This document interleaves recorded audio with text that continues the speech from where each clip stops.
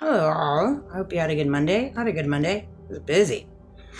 It was busy. It's so funny sometimes the things that I pick up on. I'm just like, golly, people, do you ever get tired? Do you ever get tired? Like, just not worrying about yourself? Like, I'd imagine that would be tiring. I would imagine that would be exhausting. A couple of things came to me, and it's something I've been picking up on here lately.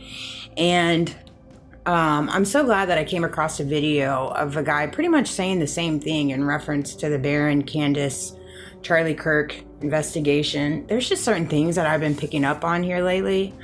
And I'm just speaking on behalf of me personally. I'm entitled to feel what I feel. And I'm entitled to carry whatever opinions I carry. They're mine. You don't have to agree with them. Just like we don't have to agree with them. I'm picking up on certain things where I feel like there's almost a psyop within the psyop, in the reality of it, and the different things and the courses between the mixes of the two. And I'm not going to go too much terribly into it. I'm just going to take a break from it altogether, because I don't like how it's making me feel personally. And it's just taken away from my energy and my day-to-day stuff. And it just weighs heavy on me between things that I pick up on and things that I see. And I just don't care for it. And that's kind of how it operates with me when I pick up on certain things. Intuitively, with my discernment, my own discernment, because we all carry our own discernment. I don't know why we look to everybody outside of us to tell us what our intuition and our discernment is, not to mention how we're supposed to move faithfully, religiously. Like, it's so unique to me. I actually had this thought come to me when I was just going to pick up my son. I was like, I almost see in the religious aspect of things and all various different facets of religion, I almost feel like religion has been created and indoctrinated to where it creates an ego within people, and whatever the basis of their religion and how their ego works. I just see that come out so prevalently with people that move religiously, and they move in their ego. And just the desire to be right and the desire to see it their way and their religious indoctrination's way. And I don't know if I said that right, but you get the gist. And so in different ways, when you kind of start moving and operating in that, whether you want to see it or not, you're moving in your ego. And I understand there's a lot of things biblically that can be turned and shaped and spent. I mean, that's clear as day. It's been happening for hundreds and hundreds of years. I mean, clearly, right? And so that's where you have to just kind of go in and see and figure out your own faithful journey and your own walk with God, and recognizing who Jesus is, the divine, the Most High, the Holy Spirit, and the Christ conscience that resides inside of you. You know what's right. You know what's wrong. You know when you're moving in your ego. You know it. Especially if you're somebody that considers himself an extreme faithful person. You know when you're moving in your ego. You know when you are.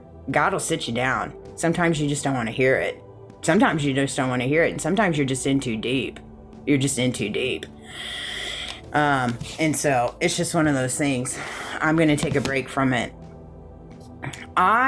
Something came to me earlier. A Justin Timberlake song came on. I used to be the biggest fan of NSYNC and Justin Timberlake when I was younger. Huge fan. All right. So bad that I would sign my notes and stuff, Mrs. Timberlake. I mean, my phone number is the last 4 digits is his birthday. That's how deep. That's how long I've had my phone number too, since I was in middle school. And it came to me, some of the music that I used to listen to, I won't even listen to anymore, just based off the things that we've come to see in the artist and in the musicians and in just the entertainment biz. I just have lost respect, and it's one of those things. It's just one of those things. It just truly is. But it also came to me when I was thinking about it. I was like, I almost feel as though they've created this world, this reality, where they put people in front of us where we have to idolize them. Whether it's the entertainment biz, whether it's the movie biz, whether it's the podcast sphere, whether it's whatever. And you almost have to idolize them. And it starts at a very young age. But I almost feel like it sets you up. It sets you up to A, desire ending up and living that lifestyle. And then if you turn back and look at all of those within that lifestyle and see what it's done to them and how it's shaped them and how a lot of them are just not in a very happy place, whether that be because they're enchained to whatever it is that they've signed or, you know, been a part of for so many years to become famous, or, you know, all these just certain things. So not only does it create this atmosphere where we start idolizing this to where we can end up being famous, or, you know, end up being in that lifestyle, or better yet, maybe end up being with them or something like that, when it's all just false fantasy. You shouldn't idolize anyone outside of you. And you shouldn't idolize anything outside of God, truthfully.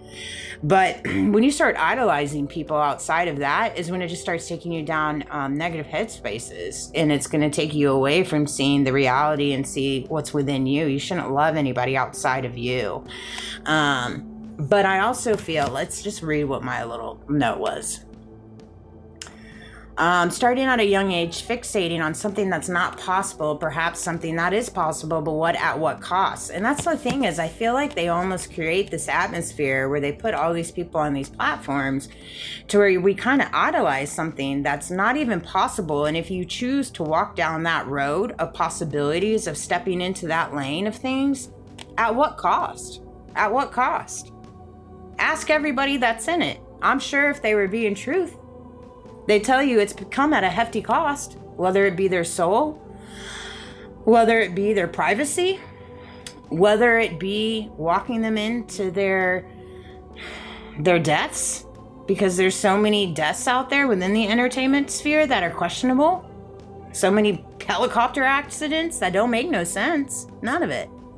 And this is even in the sports industry. This is just in the whole grand scheme of things, right? So it's like, we just have to be careful at what we're idolizing and what we're following, because, you know, there's so many just different facets within this reality that we find ourselves in, where there's just multiple different psyops happening all simultaneously at once. And the way that I classify a psyop essentially is when something's created in front of your face and in front of your face intentionally to create an illusion to make you think a certain way that takes you away from the reality of the truth that you know that resides inside of you. That is essentially a psyop, and it's an illusion. It's an illusion. And I feel like so often enough we're created in this world right now where we have so many psyops and illusions that we don't even know between the two.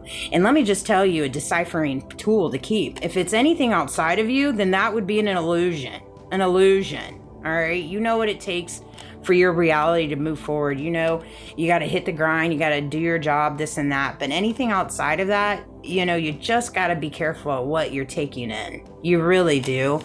Because all the power you need resides inside of you. We got to quit putting all these emphasis on people outside of us and giving them the end all be all. The end all be all. Like, you know, I think it's unique that there's so many uncoverings of so many cover-ups. And I also find it to be unique that, like, it's not been addressed in reference. Barron mentioned it once in reference to the FBI plane flying over my area the day that Charlie Kirk passed away. However, it's not been brought up again.